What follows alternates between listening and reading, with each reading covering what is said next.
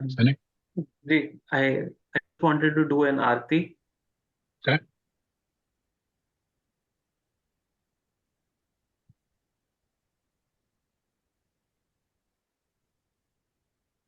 Pranam Guruji.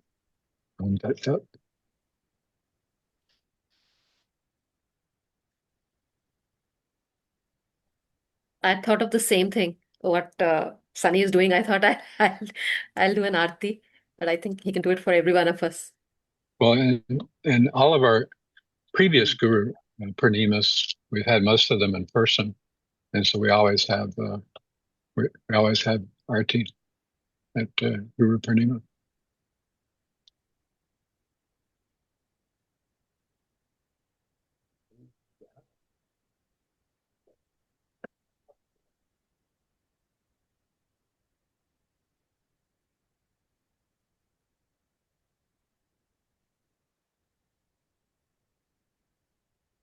Thank you, Guruji. So if you would like to, Panita, that would be nice.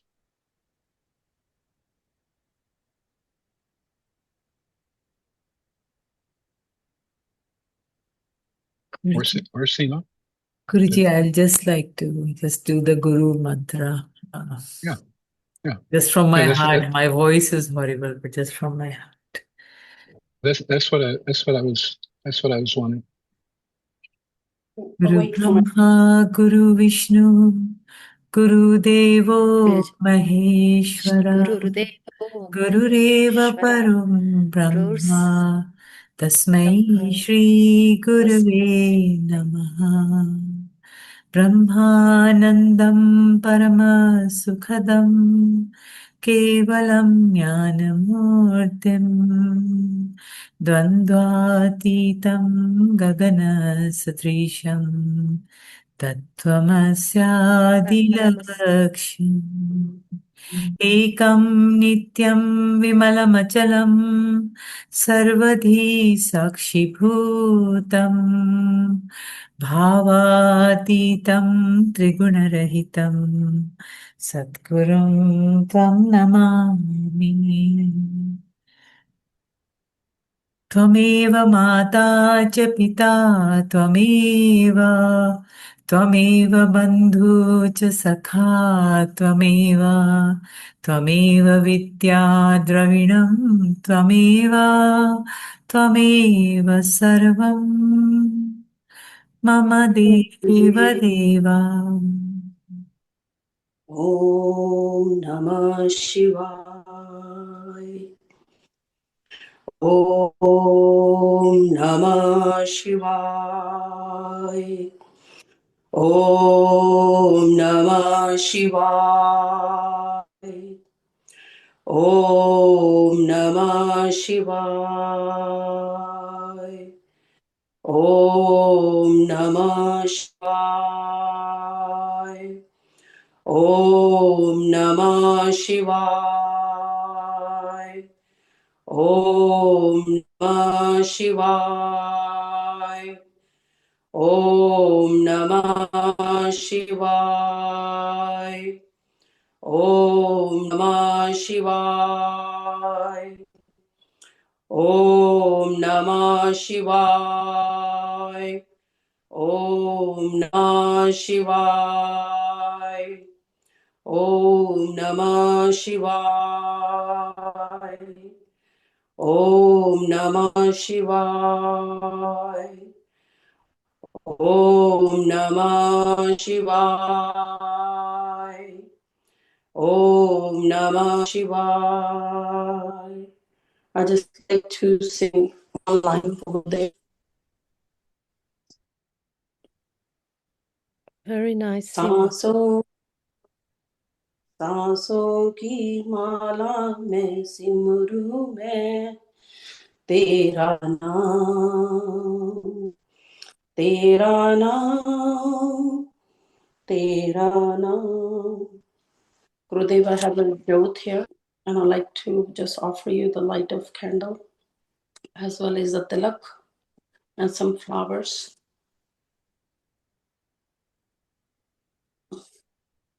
I can't see you, Gurudev, but I'm going to virtually do it. Please accept it. And forgive me any mistakes I made as I was doing chanting. Namaskar, Gurudevi, accept this coconut. This flower.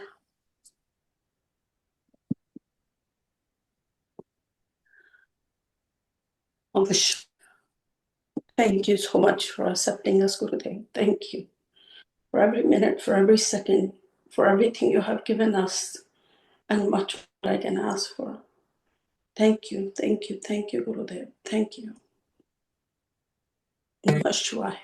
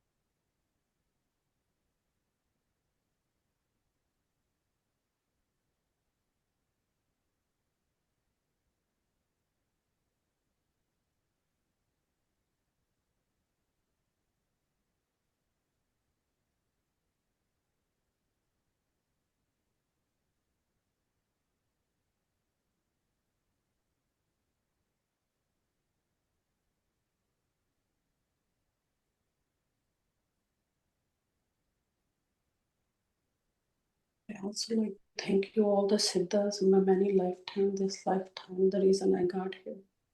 I'd like to thank all my holy spirits, all my guardian angels. I'd like to thank all of this lifetime Guru Devs I have in my life. I had at least 10 gurus before I get to see Yogivah Giri, so I want to thank all of them.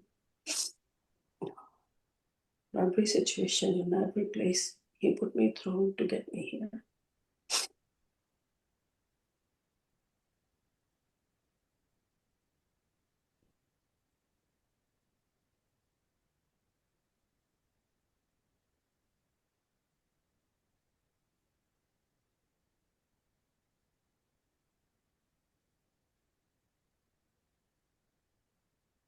Shivanand Baba, thank you, Guruji. Thank you, Sundar. Thank you, Jogi Baji. Thank you, Mahavtar Babaji. Thank you, Bhagwan Mukherjee. Thank you.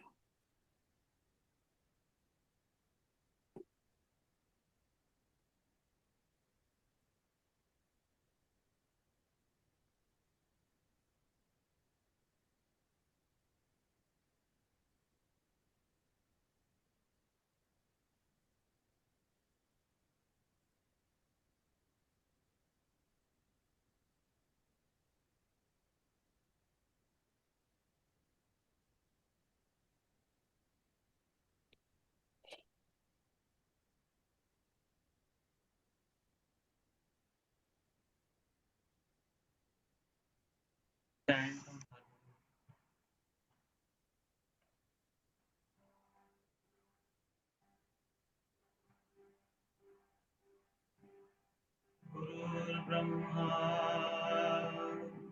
गुरुर्विष्णु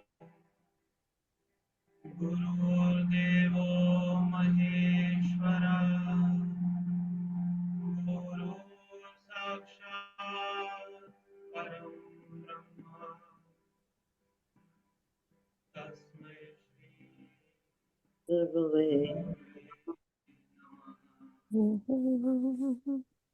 ब्रह्मानन्दं ब्रह्मस्वादं केवलं ज्ञानमूर्तिं द्वन्द्वातीतं गगनसदृशं तत्त्वमस्यादिलक्ष्यम् एकं नित्यम् अलम् चलम् सर्वधी साक्षीभूतम् अबाधितम् त्रिगुणारहितम् सद्गुरु त्वं नमामि। देव माता च पिता त्वमेव त्वमेव बन्धुः च सखा त्वमेव विद्या द्रविणं त्वमेव Amen. Deva Deva. सर्वं मम देव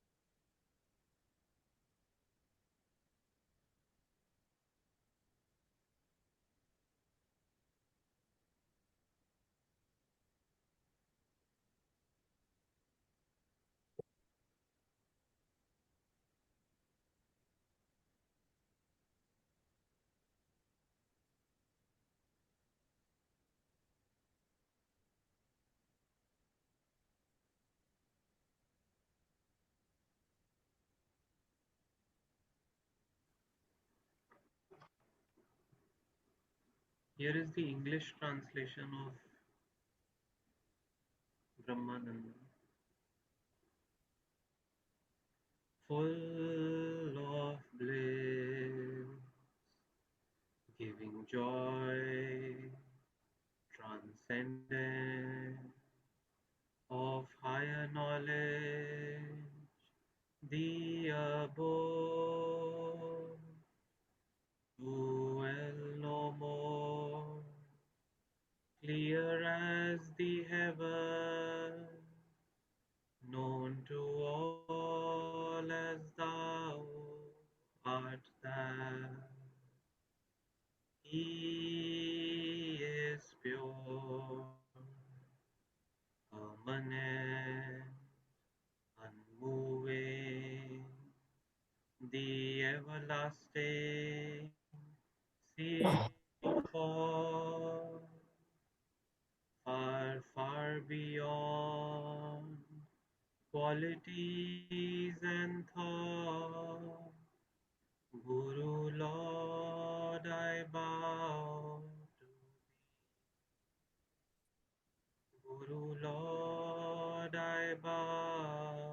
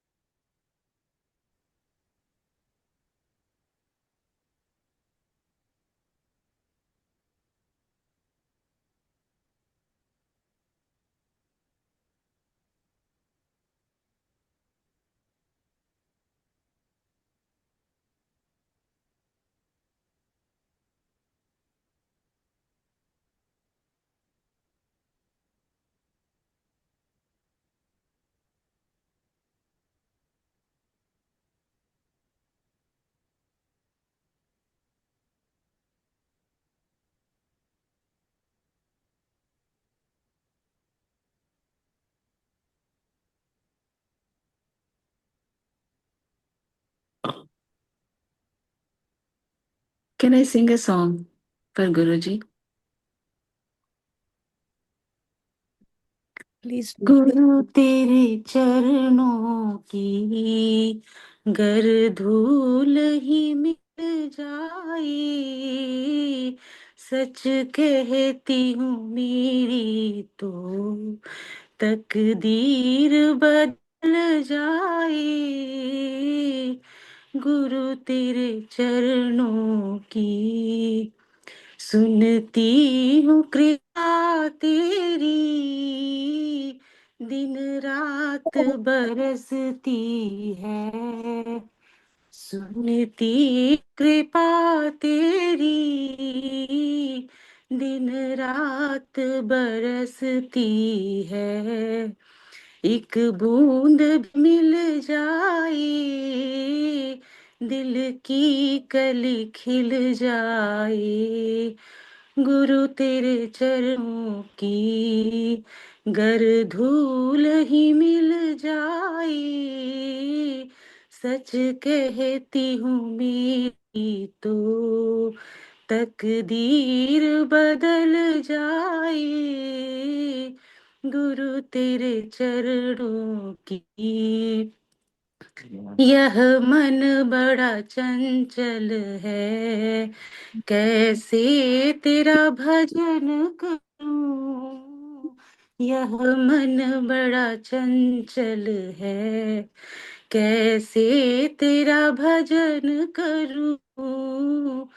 जितना इसे समझाऊं, उतना ये मचल जाए। गुरु तेरे चरणों की गर धूल ही मिल जाए, सच कहती हूँ मेरी तो तकदीर बदल जाए। गुरु तेरे चरणों की गुरु इस जीवन की बस एक तमन्ना है।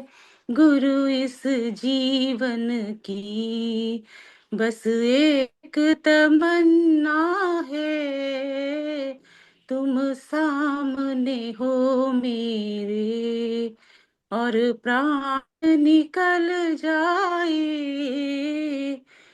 गुरु तेरे चरणों की, घर धूप ही मिल जाए, सच कहती हूँ मेरी तो तकदीर बदल जाए गुरु तेरे चरणों की।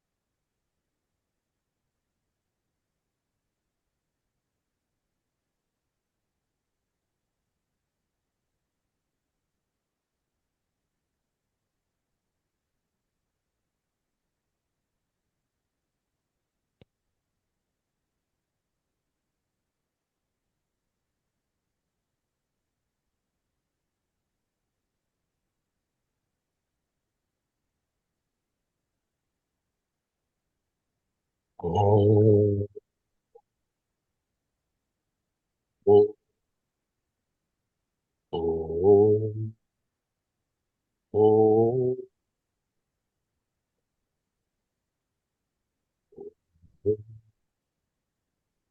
oh, oh,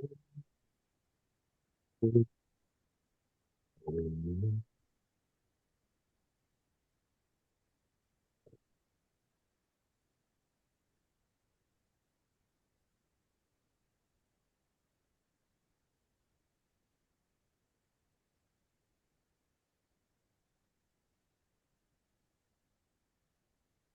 Well, it's absolutely essential if you want to make substantial progress on the spiritual path, which means enlightened consciousness,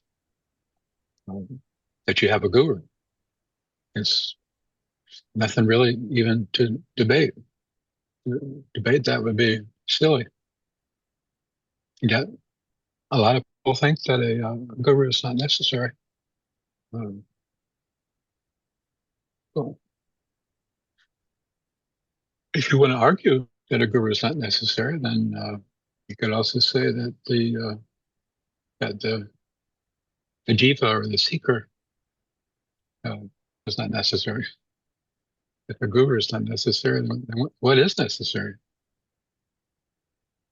I've never been able to ask the question, what is necessary? They would say, well, I'm necessary. Which is, that perspective is the perspective of the separate self, which is the ignorance of ignorance of Maya. So you absolutely do need a guru to pull you out of the darkness. The way I told you before, the way my sink is, I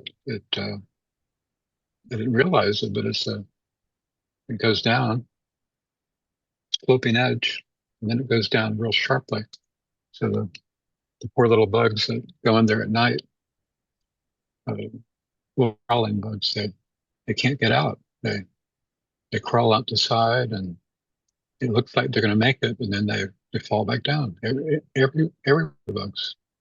And so I carefully get a toothbrush and let them climb on the toothbrush, and I save them from the certain death. I mean, they'll die there. They'll die from lack of food, or I'll accidentally kill them, which I'm careful not to do. But there's no way out for them. And the same with us. There's no out for us except for through a guru. God isn't going to take us out. Only a guru can take us out, can remove that darkness. God is supremely indifferent. God sees it all as non-existent. That ignorance is non-existent.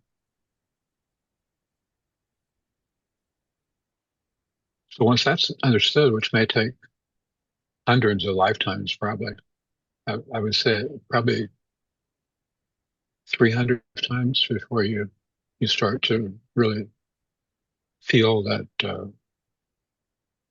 something's not working.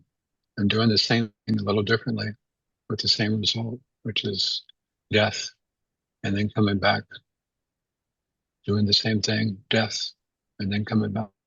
And I never am quite able to achieve what I want, even though it might be immense. It's still not enough. And if I do achieve it, it slips back through my fingers. I can't hold on.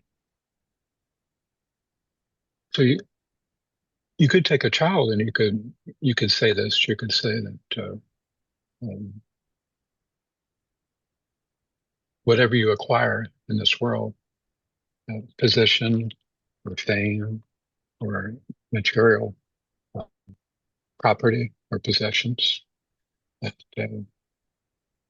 none of it is really yours. You're just using it, and then it's going to be used by somebody else, and then somebody else, depending on its longevity. So nothing in this world is yours. You don't own anything. A child would understand that. Adult has difficulty in understanding that. So if nothing is yours, if you can't take anything with you, what can you take with you? Well, you can take your spiritual realization with you. If you're able to elevate your consciousness just a little bit permanently, which is just the removal of ignorance, is you do. You don't go forward at all. The magnet has already got you. It's pulling you. What you have to do is let go. And if you've ever been to the ocean, and the crawlers, the sea fishermen that go and fish for crabs, and they come up on the dock. I've been around a lot of boating docks in my childhood, and they have netting, and the crabs are down in the bottom, a big pin with netting, and they start crawling out from the netting. They start crawling up,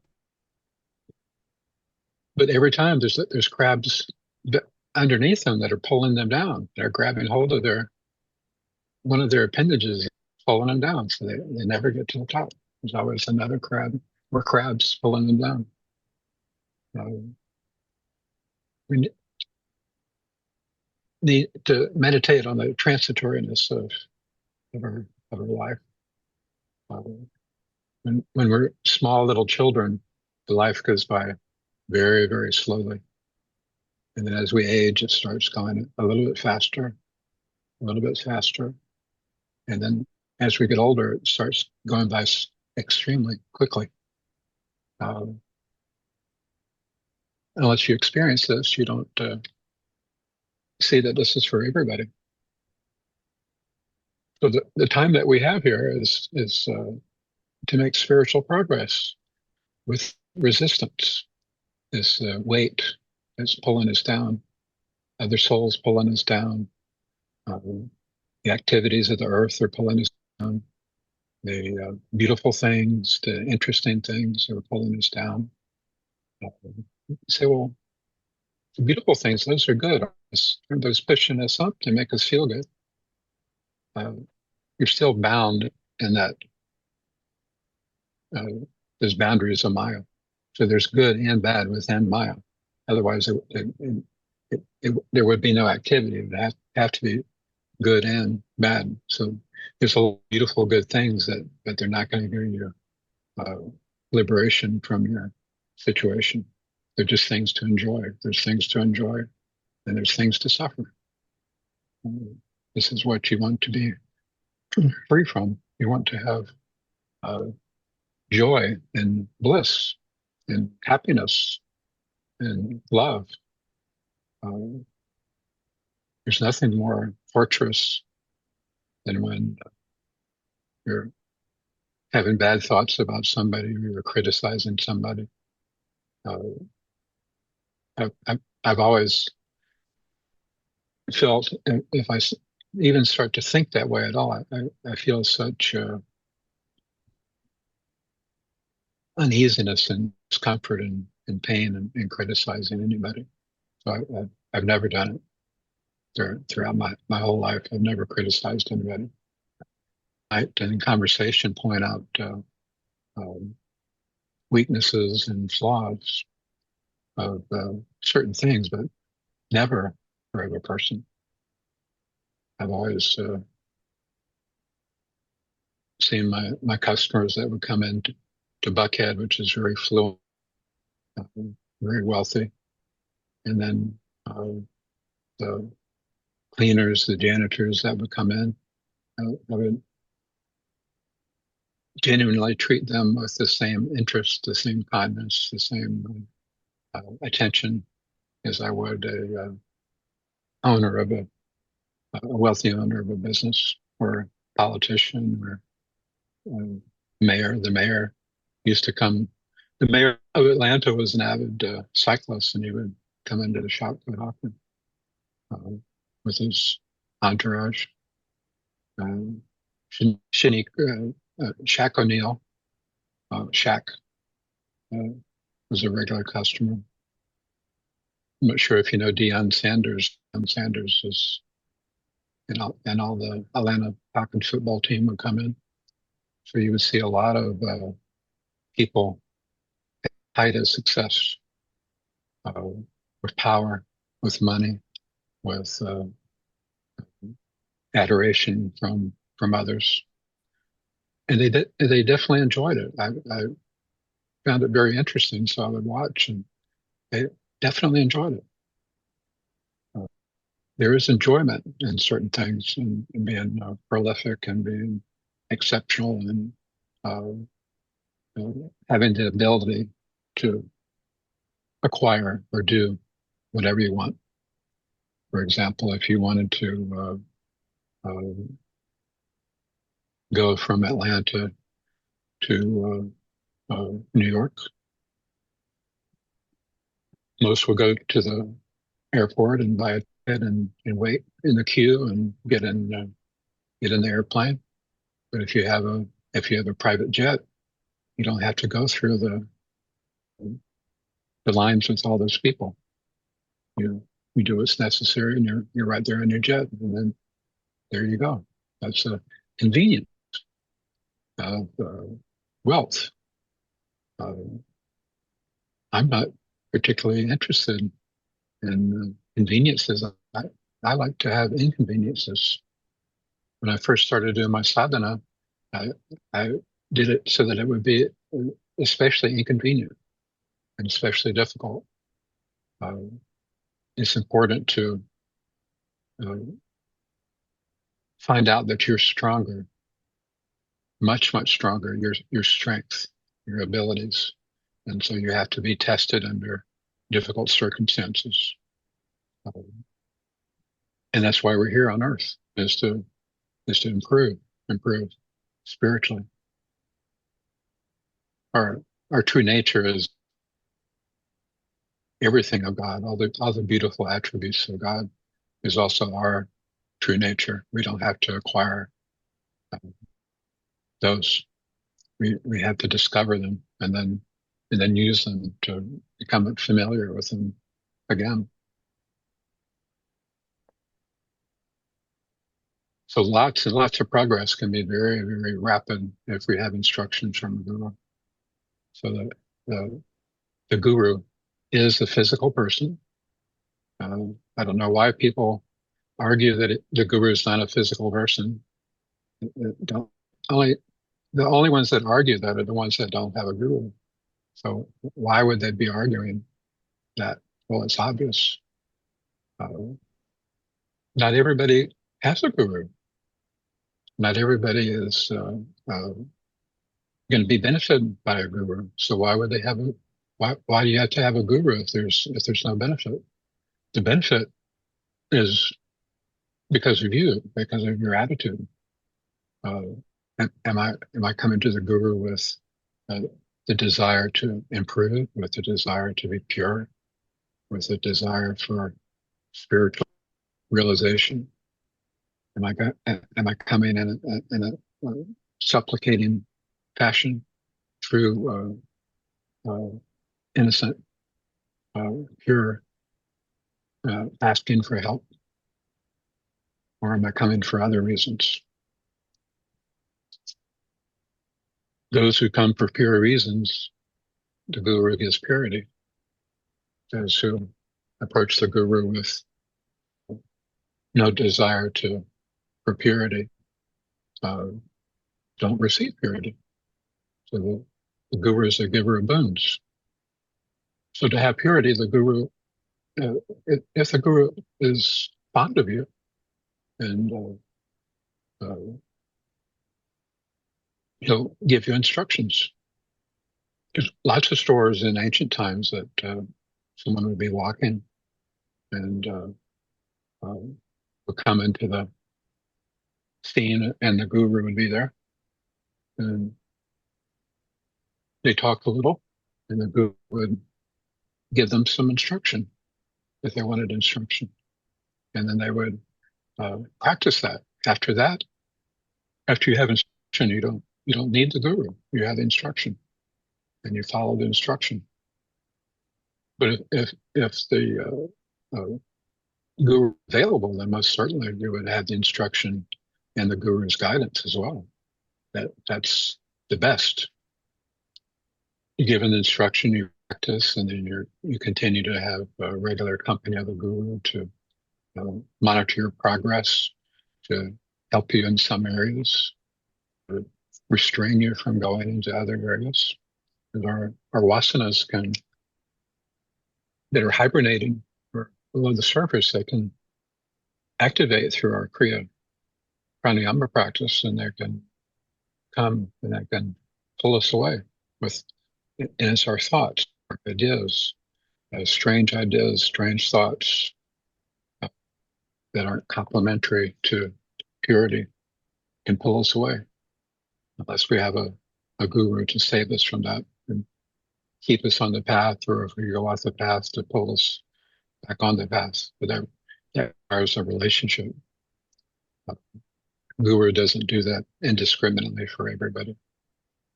The Jiva, the soul, has to want that and has to demonstrate their sincerity.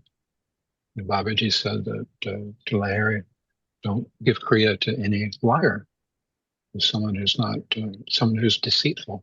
And that doesn't mean somebody who's a liar to everybody. It just means somebody who's, some refer as two-faced. They're one way. When there's people looking, they're another way. When people aren't looking. That's dishonest. Honesty is being exactly the same. Privacy as you are in book can be exactly the same. I mean, that's freedom in living. You're living with no concern of the world at all. There's nothing. You don't care if things come. You don't care if things go, because you know that's the nature of the world, and you're not going to be uh, uh, not subject to that. You are going to acquire things, and things will be taken away from you. I was just contemplating the other day in a free moment of my different situations in life where I had things that were important for my work. And my work has always been a passion for me, so it's never been work. It's always been something that I love to do. So that I enjoy to do.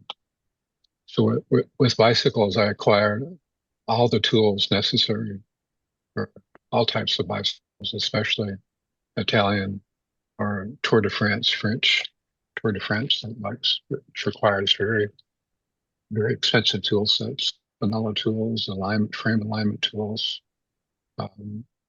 So I acquired about $40,000 just in tools.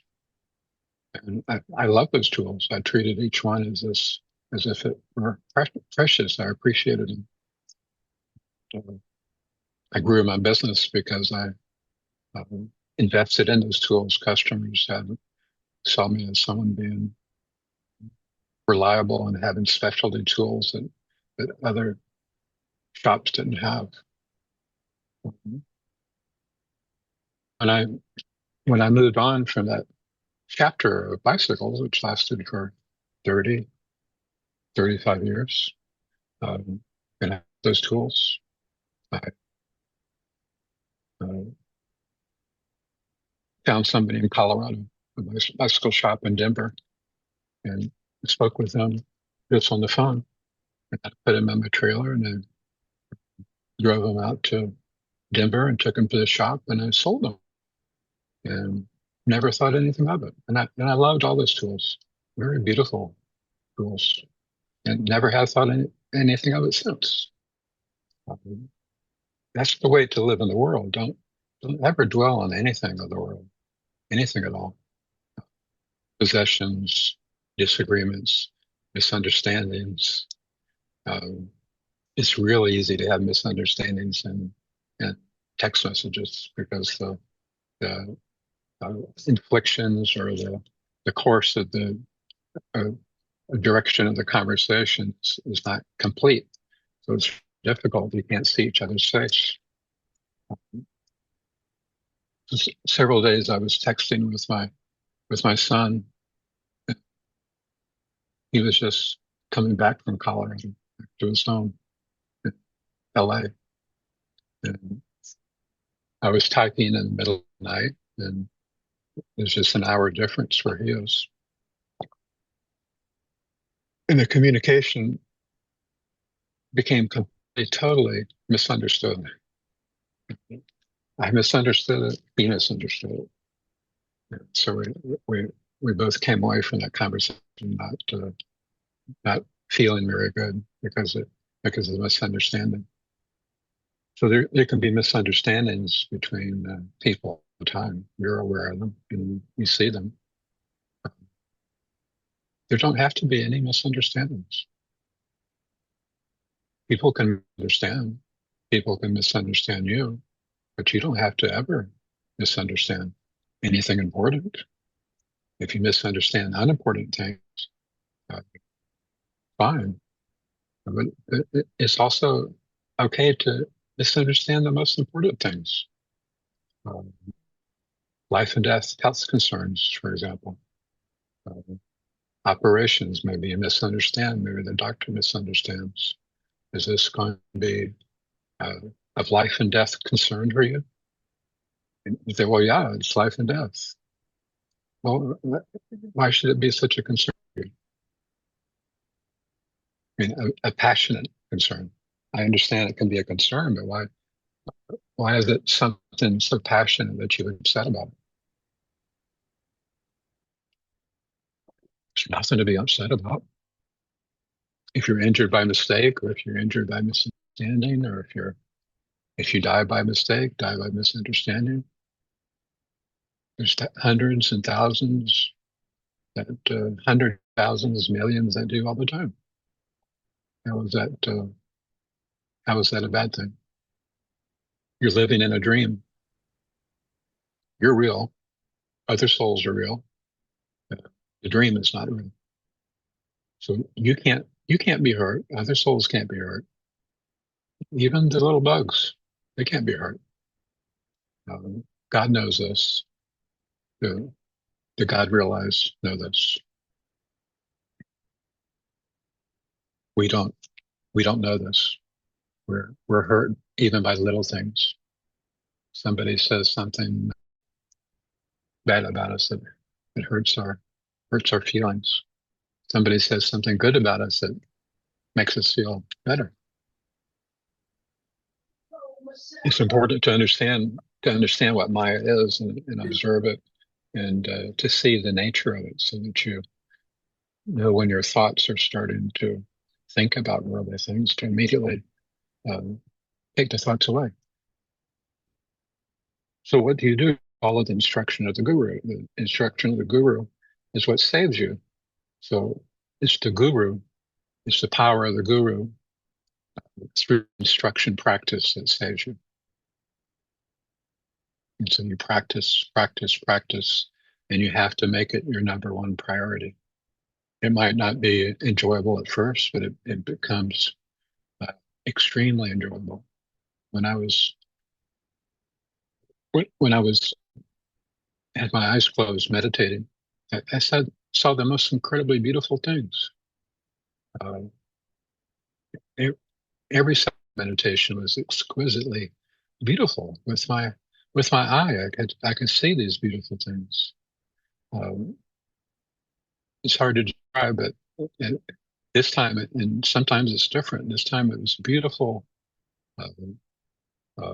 liquid light. Light. We think of light beams, but this was liquid light of all different colors. Big, bold, liquid light, transparent liquid of light. Not light shining through the water, but the liquid, the water itself was light. And then it had, it was like forms of light, like cylinder type, but it was moving and alive. And then there was a light right down the middle of that, of a darker shade of that color. And then there were divine beings. There were beautiful beings, but mostly beautiful light. You can meditate on that light for all day long. It's so really beautiful.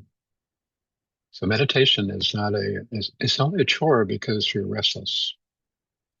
If your mind is bad with you, your mind doesn't want to meditate. It's a conflict, and there's no peace in conflict. There's conflicts in the world, but there's conflicts within ourselves about things like this. So you just know,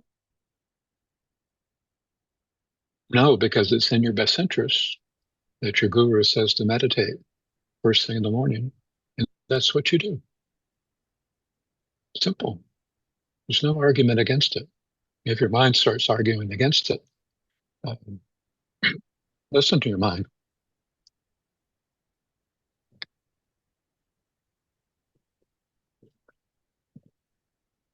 What is this mind so brilliant? it makes us think that it's something brilliant, but it isn't. It's almost always wrong.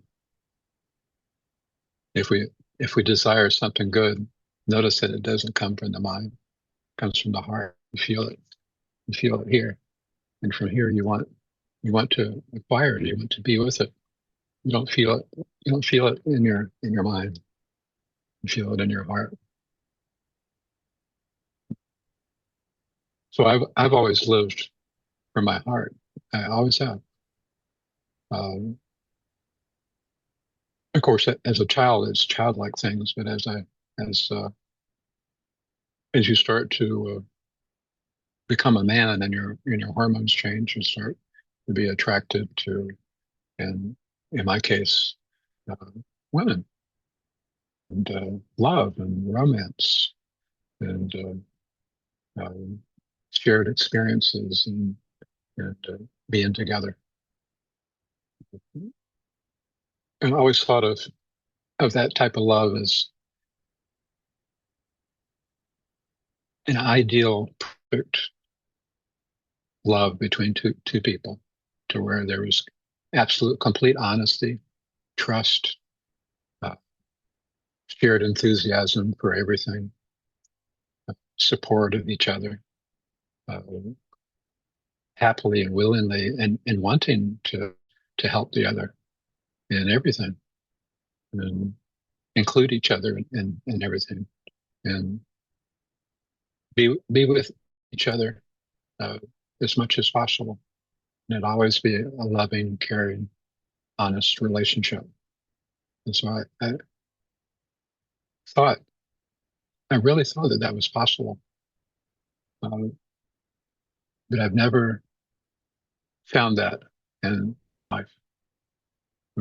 A love relationship between a man and a woman as being that perfect love.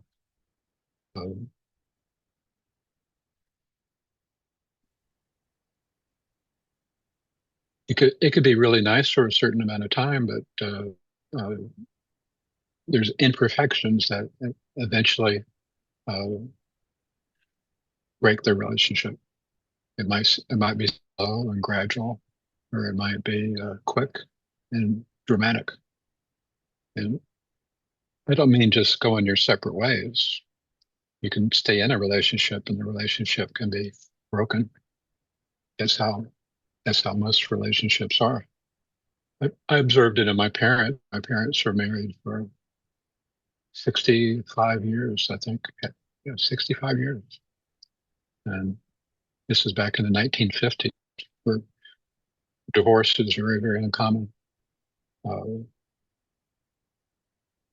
So they were dedicated to each other to stay together. But was it a loving relationship? In the beginning, I wasn't there, but no doubt, I mean, they're loving people, that it was, but it wasn't in the end at all. It wasn't mean, but you could tell that the closeness, and sharing, and the openness, and wasn't there anymore. Passion wasn't there anymore. And then, of course, there's relationships that just break, that just part. So I understand now that uh, relationships are most desirable, but it is the spiritual relationship that is perfect. And there are spiritual relationships between human beings, and human beings can have an absolutely exquisitely beautiful human loving relationship, spiritual. And if it's a spiritual relationship, that automatically makes it a physical relationship, meaning you can have a beautiful relationship in the world, which is physical, as two physical human beings having a spiritual relationship in the realm of this world. So that is possible. I know that for a fact, and I have that. I experienced that. But a worldly relationship always always disintegrates and disappears, or eventually is forgotten. I've observed a lot in 70 years. You can have a loving relationship between a mother and a father, and the father dies. All of these stories are in the Gospel of Krishna. The father dies, and eventually she starts, her husband, she starts to forget about him. She goes about her life, remarries or doesn't remarry, and she eventually starts to forget about him. The thought might still be there and persist throughout the rest of her life, but it's not going to be of the passionate intensity as it was earlier. Everything of Maya, everything in the world drains us of our attention, intention, enthusiasm. We get tired, like of a certain thing. Paramahansa Yogananda told a story about the grapes. Remember the story about the grapes? I'll tell the story real quick. He said there was a man who went to move to an area where there were grapes being grown, grape orchards, and never had grapes before. So the farmer said hi to him and introduced himself and gave him some grapes. He bit one of them. He'd never had something so wonderful before. And good grapes are really nice. And so the farmer saw enthusiasm for the grapes and gave him a basket full of grapes. And he took them home and enjoyed them, every one of them. And then it became a regular thing. The farmer when he would come to his house, he would bring him a basket of grapes. Every day, day after day after day, he ate grapes. Grapes are great. Grapes are wonderful. He enjoyed them. And eventually, he became absolutely, totally sick of grapes. And couldn't stand the sight of them, couldn't stand the smell of them, couldn't stand the taste of them. Had another grape for as long as he lived. Yogananda told the story. It was longer. But you can become tired with something that you enjoy in the world. And enjoyment doesn't persist in something, just as distaste for something doesn't persist. Enjoyment also doesn't persist in a particular thing. It becomes exhausted. Our enjoyment of it becomes exhausted. This is things of the world. The spiritual things are endlessly enjoyable, eternally enjoyable, because they're always fresh. They're always new. They're not taken of the earth, animated for a certain period of time, and then dissolving back into earth. They're alive. They're true. They're real all the time. They never were born, and they never will die. So the thought would be, well, how can I experience the spiritual like that? How can I experience it real, like I experience the world real? Is that possible? Well, the enlightened ones tell us that it definitely is, and we can feel in their presence that it's true. They know it to be true. I know that what I experience spiritually is true, and I know that it's something that you can't. Its abode is not this earth. You can't take from the earth with you. It's not something of the earth, and everything of the earth is made of the elements of creation. So you can experience the spiritual just like I did in meditation this morning as a reality. And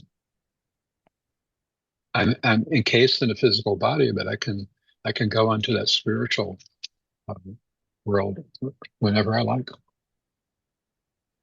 I can go in to a great extent, like I did in meditation, or I can simultaneously experience it while being in the world, because it isn't defined by a particular object, the spiritual world, like it is on Earth. Something the world is defined by the way the elements are put together and then the way that it's formed. Whereas the things of the spiritual world, you can take with you into this world, because they're completely transportable. They actually come with you. You just don't know that you have them with you until you go back to the spiritual world. But they're within you now, and you can access them, you can experience them, and benefit from their powers and the sheer knowledge of their association. So you can simultaneously be in the spiritual world and the physical without any effort. You put effort into your asana, into your meditation, repeatedly, day after day after day, with absolute devotion. I will do this. I'm going to do this. My guru told me to do it, and I promised that I would do it. And I want to do it, if it's enjoyable or not enjoyable. I'm not going to do it only because it gives me something. I'm going to give my time to God. I'm going to, because I love and respect my guru, I'm going to follow his instructions. It would be horrible if somebody gives you a painting and you really don't like the painting at all, but they gave it to you and they think it's really wonderful. And so you say also how wonderful it is. You don't want to hurt them. And they pick out a spot in the room where said this would be a great place for you to display it so you can see it all the time. And you say, oh yeah, that would be good.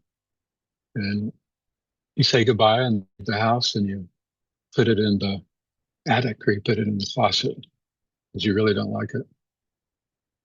But if they call you and they're going to come visit, and you go in the closet and you get the painting and you hang it up.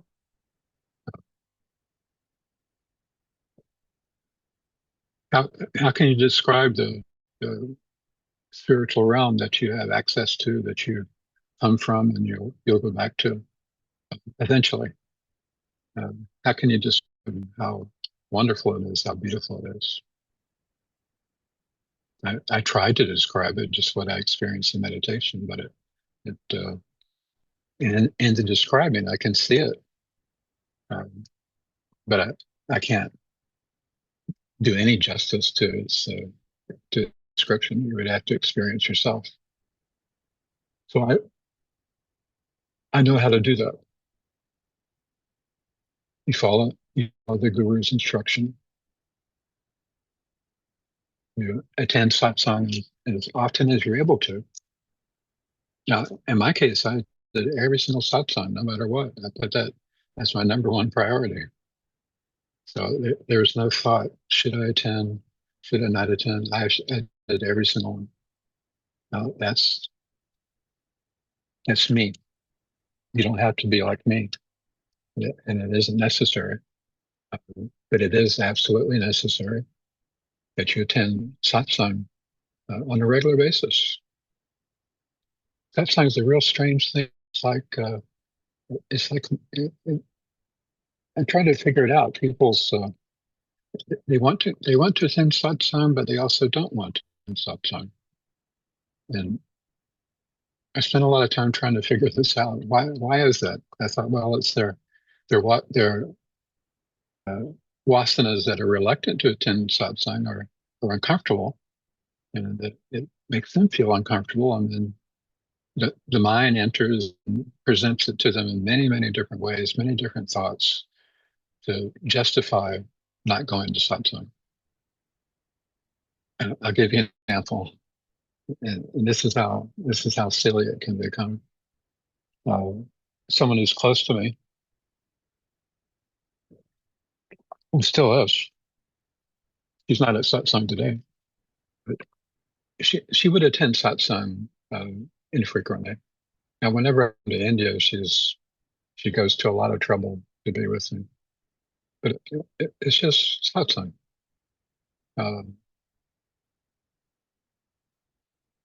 Over a long period of time, she wasn't attending satsang, and I would occasionally mention to her, it's really because she would have problems. I would mention to her, do the meditation, but also attend the satsang. If you attend the satsang, it's just purifying this meditation. But she wouldn't do it. And she said, Guruji, it's not the right time. You have satsang when I'm cooking for my son.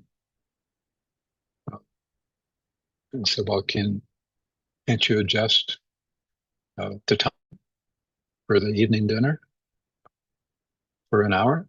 She said, well, I would be perfectly happy to do that. I don't have to eat at a particular time. But my son demands it. He has to have his food at a particular time. So I can't do it then. So I gave her several different options, and for everyone, she had a reason why she couldn't do it. I told her I would even adjust the time that I have satsang for everybody else to make it to where she'd attend. But then she came up with something else. In a 24-hour day of every week, of every month, of every year, she was unable to attend satsang. So what is this power that is over people? There's just some people that will not. It's such a big mistake. You're not going to progress unless you attend satsang. I see that they don't progress. Others progress, they don't.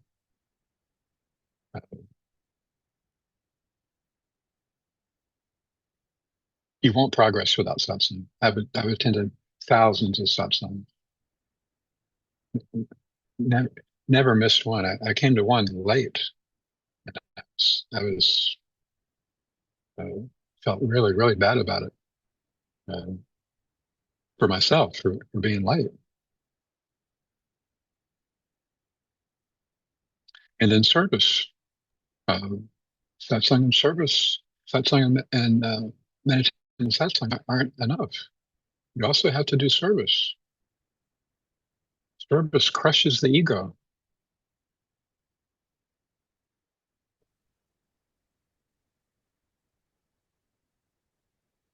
Ego is intimately tied to money. People are very strange about money. Again, I've been blessed. I've never been strange about money. I should have been as I told you earlier, I should have been very, very wealthy, and I had been wealthy for portions of my time, very wealthy. But I should have been extremely wealthy for the rest of my life. My grandfather gave me $27 million. When I was in India, my brother stole it from me. I didn't care then, and I don't care now. It's not because I saw how funny it was. My grandfather gives it to me, and my brother takes it away. That's the value of it. There's no value for me. So things that are of value to me, I would be distressed if they were taken away. If devotion was taken away from me, if meditation was taken away from me, if satsang was taken away from me, if service giving to others was taken away from me, I would feel very bad. But you can take money away from me. You can take anything away from me, and I wouldn't feel bad. Nothing at all.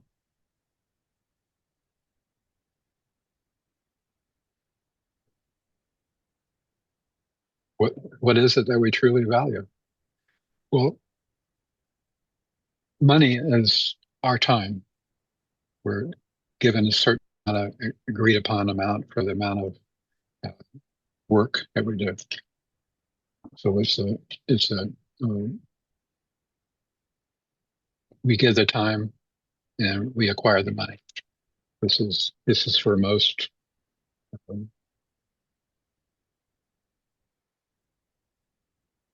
scenarios where we receive money, where we generate income. And so that's a portion of our time, just like attending Satsang is a portion of our time. Meditation is a portion of our time. So meditation is giving. It's giving of our time to God, giving of our respect to the Guru by following instructions. Attending Satsang is time. It's just like money. It's a portion of our time that we give to God. And we also give to Guru by following his instructions. And then Seva is a portion of our time in doing. And there's no argument between money or not money or doing something else as a service. There's no argument about that at all. I don't see two sides to that. I've heard people argue about it. Well, Seva doesn't have to be money. It can be something else. Well, of course, you're not understanding what Seva is. It is a segment of time. So it's also money. Money is included in it. So, of course, it isn't only money. It's anything that's a segment of our time that we're giving in return. We're giving a portion of our life, a portion of our time. So if you're fortunate to be in the presence of your guru, if you're bringing your guru a glass of water, cooking for your guru, or driving your guru, or even your guru's laundry. I did this with my gurus. I also did it with all the Mahatmas. And whatever I could possibly do, I would do that. I didn't have any money. I never had a job, so I never worked. I never had any money. So I didn't offer them money, but I offered them something valuable, just as valuable as money. And money represents gold. Gold is money. And gold is supposedly supposed to back up the money. But let's say gold is money. So given of our time. If you're not in the company of the Guru, if you're not in the company of Mahatmas, you're still giving a portion of your time to others' time. So any portion of time that you're giving to anybody, that you're giving to your mother, that you're giving to your father, that you're giving to your children, that you're giving to your relatives, is service. So think about all those activities as you giving. Those activities are you giving, not you getting, but you giving. Giving is service. So think of everything, every relationship where there's activities and all the kaleidoscope of different things as giving a portion of your time. So if you're doing something to help your husband, you're doing service to God. People think they read and they think I can't envision my husband as God. He's anything but God. You don't try to see God in them. You see God in yourself by seeing that you're given a portion of your time, and that's Seva. So anything that's given a portion of your time. Now, if you have a relationship with a guru, and in most instances, not in all of them, sometimes your guru is self-sufficient. He doesn't need any money.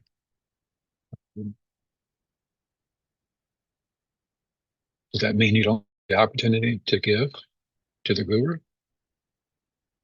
No, of course, as long as the guru is there, you have the opportunity. You get fruit, you get flowers, you get clothing, you get presents, and you also get money, whether the guru needs it or not, because that's an opportunity for you to give a portion of yourself,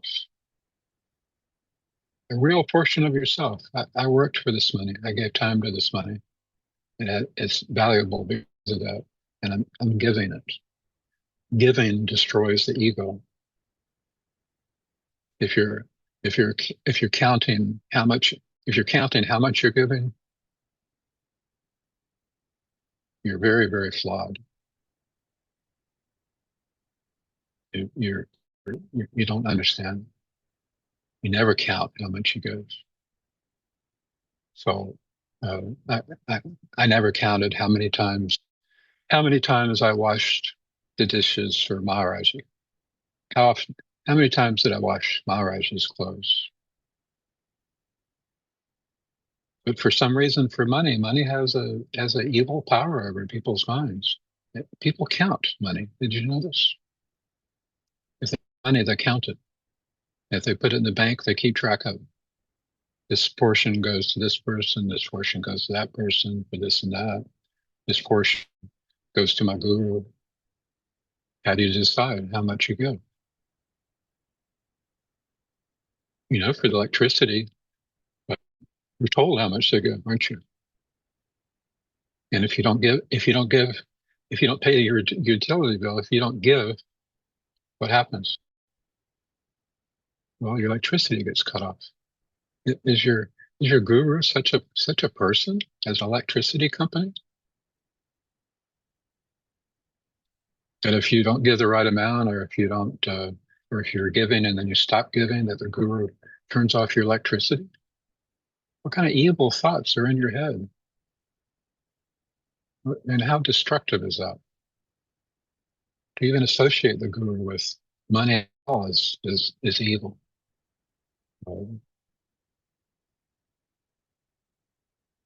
So Seva is absolutely vital. It's important.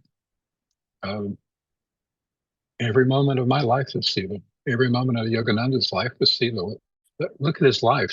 Was he doing what he wanted to do? Some would have you believe that he was. He wasn't. He didn't want to be doing what he was doing. He didn't want to be in America. He wanted to be in India. He wanted to be in the Himalayas. He was in love with the Himalayas. He said, after I leave the body, I'll spend a portion doing this, and then I'm going to go and be with Babaji and Lahiri Mahasaya in the Himalayas. That's what he wanted, but he sacrificed his life. He sacrificed the life that he wanted for devotees, for disciples, for students. He was giving and giving and giving and giving. He still had his desire to go back to India. He was planning to go back to India before he died. He was making plans. That's where he wanted to be. So there's no confusion. Meditation, you've been taught meditation. Satsang is just simply going to satsang. How difficult is that? Well, if you're not inclined to go, it's very difficult. And it's real unfortunate if you're not inclined to go to satsang, that you have to force yourself. But even if that's the case, do it. Force yourself to do it. You're going to benefit even if you're forcing yourself. That's the beauty of satsang, is you don't have to come with the right attitude. When you meditate, you have to come with the right attitude. But satsang, you don't. You can have a bad attitude. You can come with the wrong attitude. You get just as much benefit. And then service is the destruction of the ego, the most important thing. You can be a master of samadhi. You can go into samadhi whenever you want. But if you still your ego, you haven't accomplished anything at all. Nothing. The ego is the most difficult thing to get rid of. And service destroys the ego, crushes it.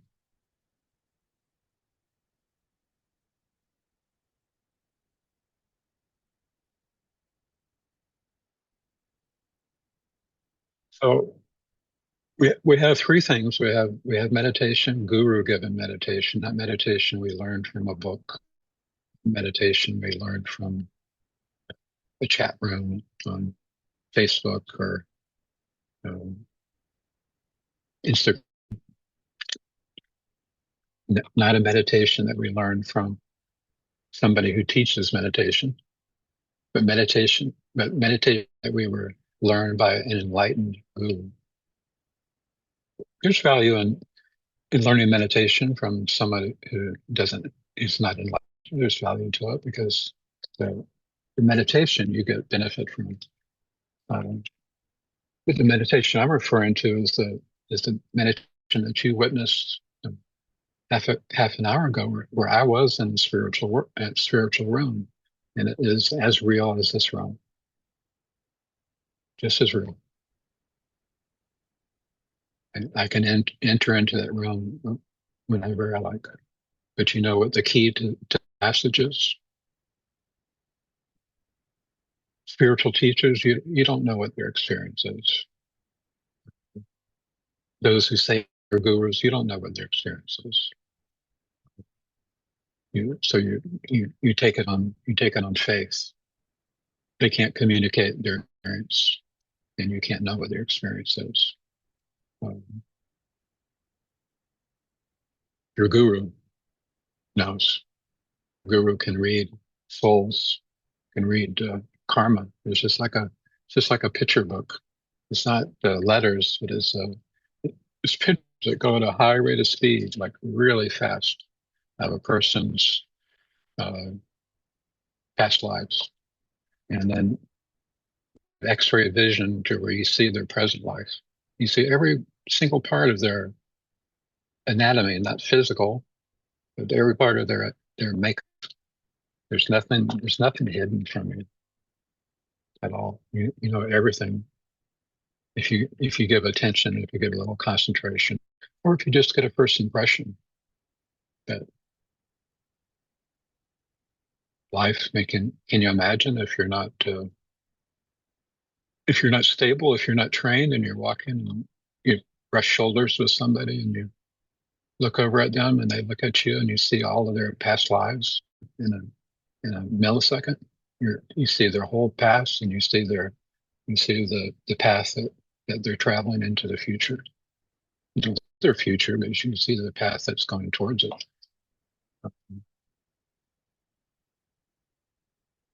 What if you had these experiences all the time? Would you still be peaceful? Would peace escape you?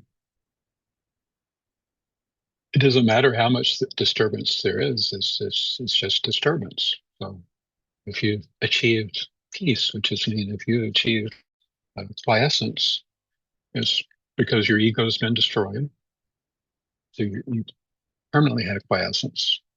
There's no pattern in your mind. Your mind is still and serene. And when it's busy, you see that in the depths of the mind, it's still and serene. So you, soul, are not disturbed by the active mind ever. Even if it becomes hyperactive, you're not disturbed because you see, like if we look at a tree, we're knowledgeable, right? If you look at a big tree, next door they're cutting down two big trees, like big, huge trees, because the branches are starting to fall and they're going to hit his roots. But these are enormous trees. When we look at a tree, we immediately see the tree's roots system. In our mind's eye, we see the root system. That the tree doesn't just come from the surface up. It has a whole root system underneath it, and that's what stabilizes it. That's where the nutrition comes in from the soil. We see that, meaning we have knowledge of that. So the same as you acquire spiritual knowledge, you start to have knowledge of people, knowledge of tendencies, knowledge of these things. But the most important one that you have first is knowledge of yourself, your tendencies. What are my tendencies? Are any of them fatal to my God vision, or any of them fatal to my clarity of consciousness? And if they are, then you plot your course differently by removing that. I'm not going to have that in my life. I'm not going to do that. in my life anymore. I'm going to stop it. It's hurting me. It isn't helping me. It's not beneficial. It's detrimental. So you stop it. This could be alcohol. Alcohol's extremely destructive. You could argue people that they have a glass of wine at night, it relaxes them. I think everybody in this town drinks alcohol. It seems like the whole world revolves around alcohol. It's every situation. Well, can you do without it? You didn't have any alcohol. So is alcohol really necessary? You're partaking of something that is that you have to purchase, you have to spend money on, you have to transport it, you have to store it, you have to pour it. Is it necessary in your life? And then it has potential bad effects. It might have some potential good effects. I'm sure there's some medicinal use for alcohol. So the alcohol itself isn't bad. But is it good for a human being that wants enlightened consciousness? No, definitely not. It isn't. It's a depressive. It makes it very, very hard for prana to elevate in your Sushumna. So anything that makes it difficult for prana to elevate in the Sushumna should be eliminated, and that's one of the worst things. Back when I was in India, it was very different than it is now. And Hardwar was quite a jungle. The city there was just a little small little town. And I observed many of the yogis and bhakti yogis too, not just those practicing spiritual disciplines. High on hashish is what I imagine it to be, because it grew freely on the sides of the Ganges all over Hardwar. And they used it, they thought that it deepened their meditation experience, is what I was told. But when I saw them, when I observed them, it just looked like they were intoxicated. It looked like, when I looked at their face, I saw darkness. I didn't see light. I never saw anybody intoxicated that had light on their face. And I never have. So it isn't something that is beneficial for those who want to be enlightened. So is that something that you, I'm not speaking to you, I'm just speaking to spiritual students. It's something that you partake of, should be eliminated. You could get into all sorts of things.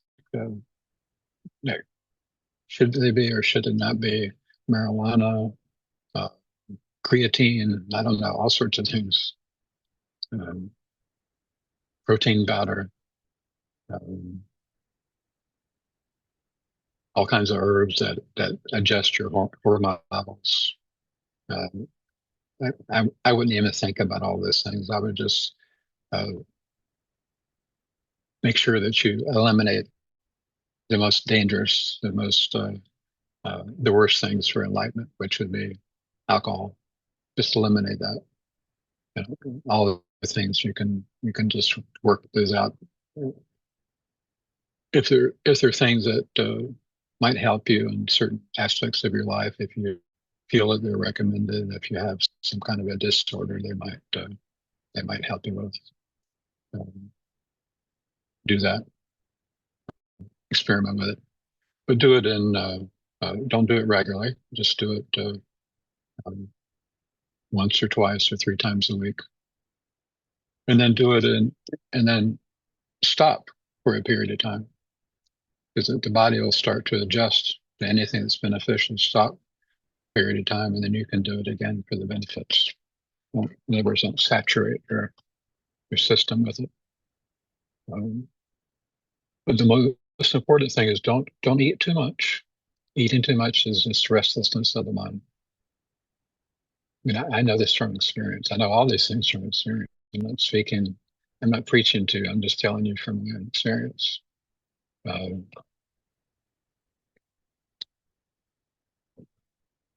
then attend satsang.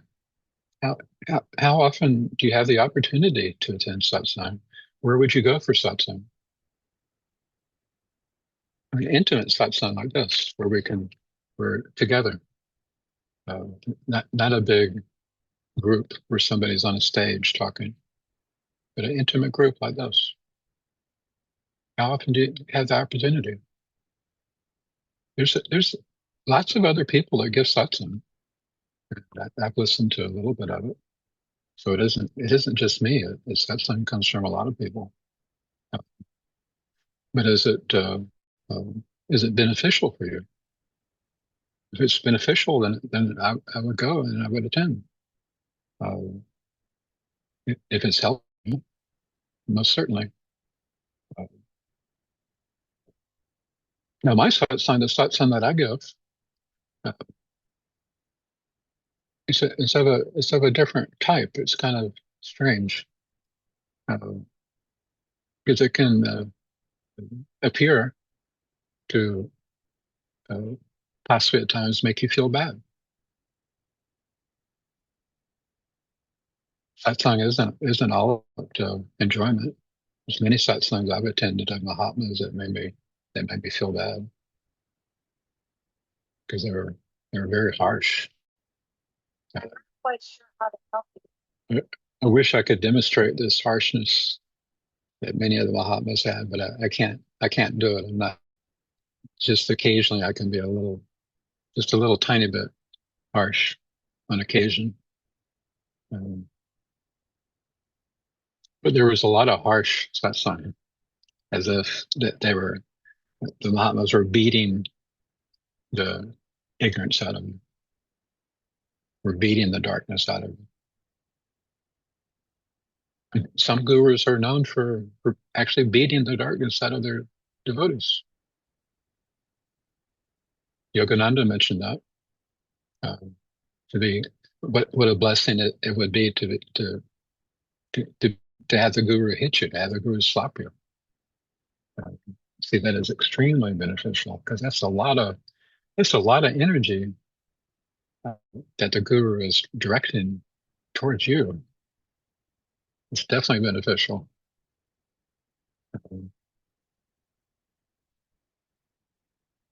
So satsang and then service. How often do you have the opportunity to serve a Mahatma?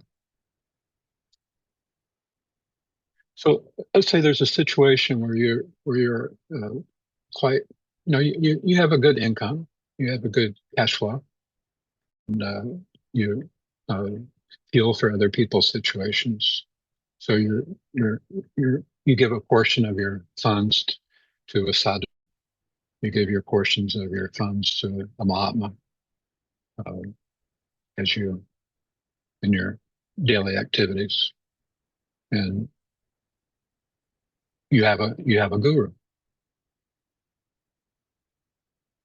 And suppose your guru is like Totapuri. Suppose he lives in poverty, meaning owns nothing.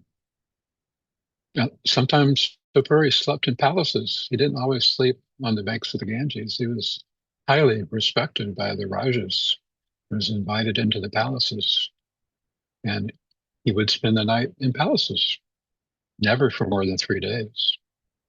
His attachment starts. But he was different. It can be on the side of the Ganges or it can be in the palace. His personal preference was the side of the Ganges.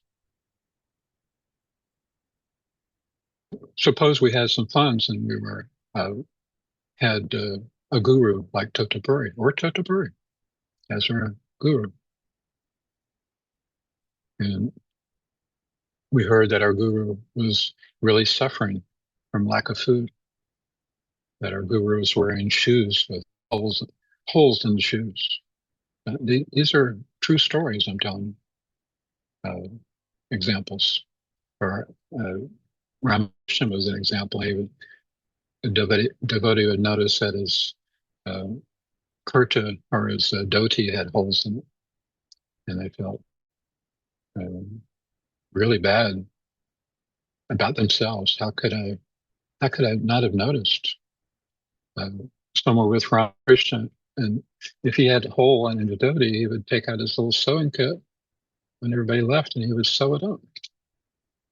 But they were young and full of enthusiasm. They never noticed that he had patches on his dhoti. They never noticed because he was an artist. He made it blend in with the cloth. And then one evening, one of the devotees saw him with his little sewing kit where he was sewing up a hole. It was just a hole just from wearing at the cloth. He felt uh, really bad about himself. How could uh, my guru who's given me so much, given me instruction, given me love, uh, how, how could I have neglected him like that? So he felt really badly about himself, that it would be so unattentive. Someone who's uh, thinking about me all the time, every day, all the time, and that my concern with my welfare, concern with my spiritual progress, concern with my eternal life. And I'm not concerned about his physical welfare. What kind of mean person is that? So suppose you have some funds and you give it here and you give it here and you give it here, and of course you keep for yourself. You don't want to deny yourself too much. You don't want to adjust your routine too much. And your guru is in need, but you have nothing to give him. I have nothing for you. Nothing at all. Not even 1 rupee. What kind of mean person is that? Guru doesn't need your rupees. Guru doesn't need anything from you at all. If Guru didn't have love for you, Guru didn't have concern with, Guru would never think about you.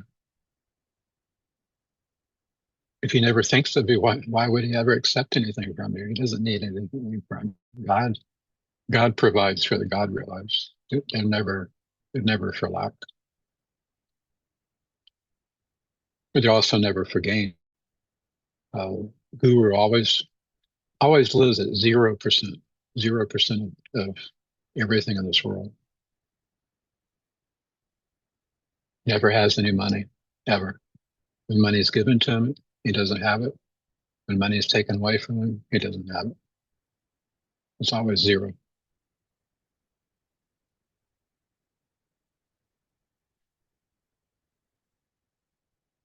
These gurus that I speak of in the Himalayas and other places, they don't have ashrams. They don't have big elaborate doings. They live a simple life of God realization. They're in need and in want of nothing at all. If they do have a structure, if they do have an ashram or an organization, it's for the benefit of the devotees, and he lets the devotees build that because they want to. Like Ramana Maharishi, he never started an ashram. He had nothing to do with it whatsoever. He never desired it. He never asked for it. The devotees built it up around him. In many cases, he would pick up and move 50 feet or so to get away from it. Your guru in want of nothing. If you have a guru, if someone says they're a guru and they're in want of something, if they demand something from you, unless that guru has given you high states of God realization, in that case, what I'm saying isn't true. But if you haven't benefited in any meaningful, sustained way, it would be time to move on. because there are situations that I've heard of where there's spiritual teachers. I know in Christianity it's certainly true, to where it's just a big elaborate scheme to become wealthy. It's hard to believe in the name of God that people do that, but they do, because it's an easy way to become wealthy.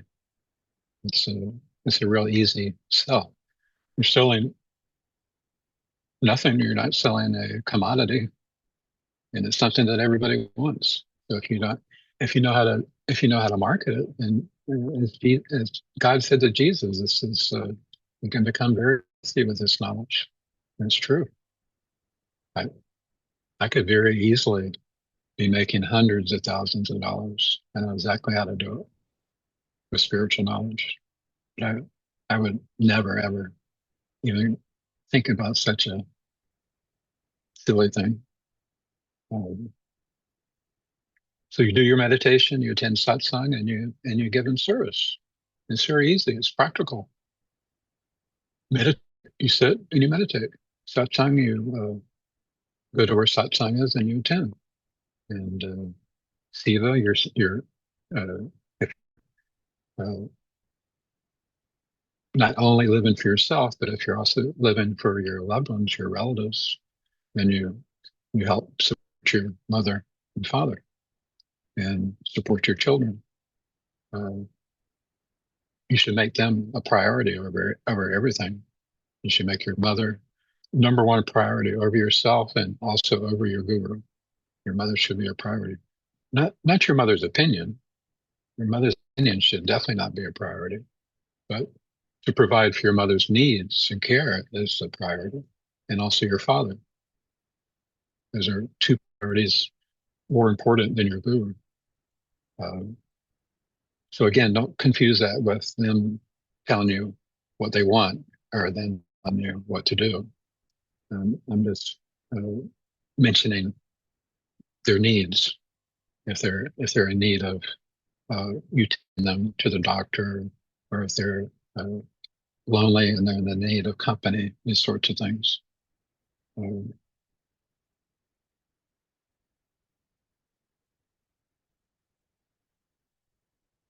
then God's creatures. You see a hungry dog, feed that dog. That's service. See a hungry creature of any sort. If it's in need of water, all the creatures around here, it's so hot, they're in need of water out for them. And I also feed them. So by feeding God's creatures, you're serving God, most definitely.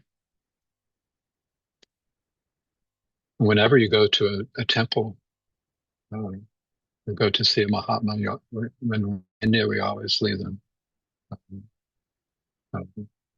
some rupees, and at least 5,000 rupees. We don't usually have a lot of money, but at least we have that. I would never even go approach and talk to a Mahatma if I didn't have money to give them. I wouldn't do it. I would be a mean person to do that. To go talk to a Mahatma, and then when I leave, not give him some rupees. I would never do that, unless I also was living the life of a sannyasin.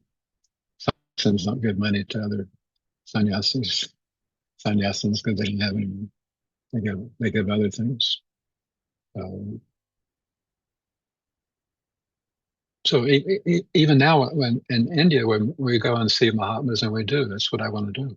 I want to go see Mahatmas and gurus and sadhus. I want to see sadhus. I don't give them money because I don't have any money. When I'm in India, I have zero money. I never have any money at all. I don't keep money. I'm a person. I don't use it. I don't buy anything. I've never bought. In all my years in India, I've never bought anything, ever. I've never gone to a checkout register and bought anything. So I don't, but those around me do, always do. The ones around me, they know it's right and they know it's wrong.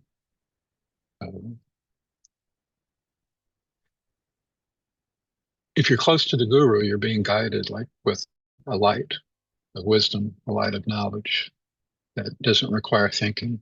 It's a light of intuition that tells you what is right and what's wrong. And when you let go of the guru's feet, when you let go of that, you're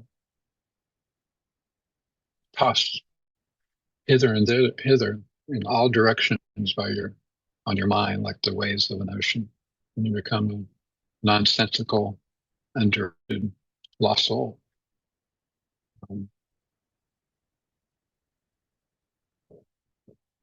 I was a lost soul. You should always think of yourself as a lost soul. And when I say that a person that leaves the guru becomes a lost soul, I'm saying just that. You become lost. I would become lost. I've always been lost. That's why I went to a guru for help.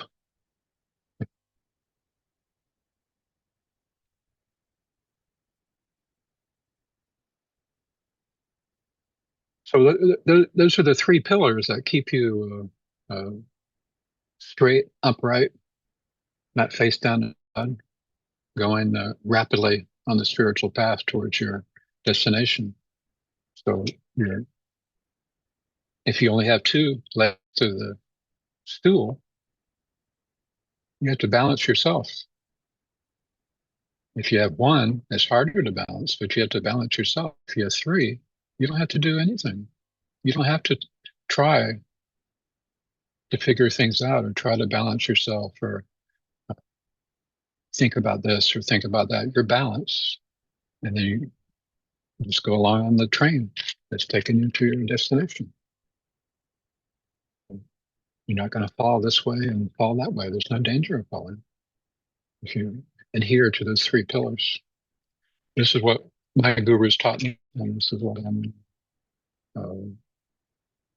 reminding you of today, Guru Purnima. So today's Thursday, so we have Satsang again tomorrow, and then Saturday, and then Sunday. So we'll be together quite a few days. Think of it as we left Delhi in a caravan and we've gone to a remote area in the Himalayas where we're satsang meditation and singing, right? Okay. Om Tat Sat. Pranam, Guruji. Thank you, Gurudev. Thank you, Maharaj. Om Tat Sat, Thank you, Guruji. Gurudev. Thank you. Om Tat Sat, Guruji. Okay, sir.